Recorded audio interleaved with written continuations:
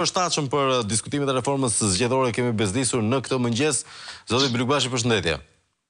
Mirëmëngjes, nuk është bezdi as pak.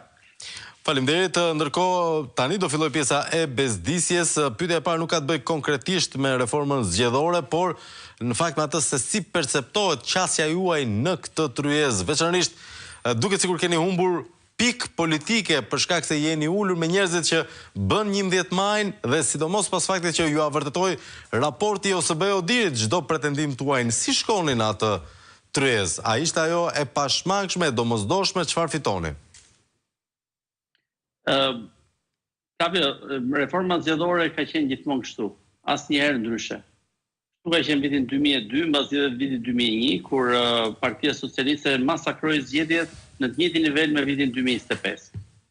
Në atë kohë Partia Demokratike e kërkoi dhe ul në një tryezë reforme konsensuale që ishte era e parë, dhe që atëherë ka vazhduar të njëjti format.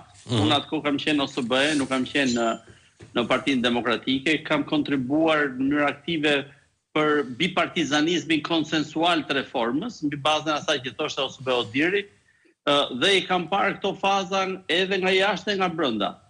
Apo dhe kur Partia Socialiste, pas ankesave të gjata që kishte të padrejta, për shembull për zgjedhjet e vitit 2009, në fund do ulesh në tryezën e reformës konsensuale me ata që akuzonte. Nuk ka reforma zgjedhore, nuk nis kurrë me sigurinë që në fund do të ketë një rezultat konsensual. Është një detyrim që partitë politike ja kanë shqiptarëve. Është e papranueshme vitin 2025 që zgjedhjet në Shqipëri të jenë në këtë gjendje skandaloze që janë sot. Është një vend i cili jo thjesht është antar i NATO-s, jo se aspiron për BE, po hap grup kapitujt e integrimit, pra është në fazën e negocimit dhe nuk mundet kurrësi që të shkohet në BE, pra nuk ka për të ndodhur që në BE të hyet me zgjedhjet që kemi ne. Kështu që në këtë aspekt, edhe për shkak se është detyrim ndërkombëtar i Shqipërisë dhe i Parlamentit të Shqipërisë që të trajtojë rekomandimet e Odirit, dhe këtë nuk mund ta bëjë ndryshe përveç se një komision reforme, i cili është i ndryshëm nga gjithë komisionet e tjera, është bipartizan, me veto e tjerë, me radhë, ju e dini. Kështu që ne duhet të ulemi për të gjetur zgjidhje për problemet gjigande që zgjedhjet e 11 majit treguan. Nuk kemi as më të voglin ekuivok. Partia Socialiste nuk i ka ndodhur rastësisht që i prishi zgjedhjet.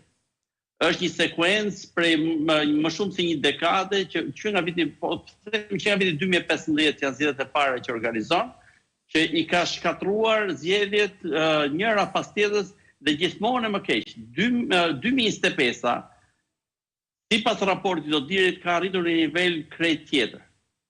Raporti i Odirit është i mbushur me një numër rastesh, pra me detaj të jashtëzakonshëm, që tregon se si partia dhe shteti janë një, pra jemi përpara partisë shteti, jemi 35 vite pas, pra nuk janë episode, nuk janë gjëra sporadike, është një mekanizëm i organizuar i tëri.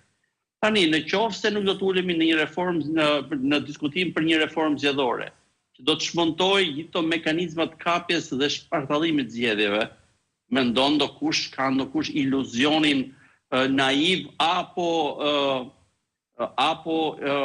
pas pretendimeve ka ide më pas për të që aja pse ju sulët atëre, pse nuk e bët, pra keqdashjen. Të dyja opsionet, në naivitet apo në keqdashje, ka ndonjëri ide që kjo mund të bëhet vetiu, Partia Socialiste do t'i lindë në zemër dëshira për të përmirësuar zgjedhjet.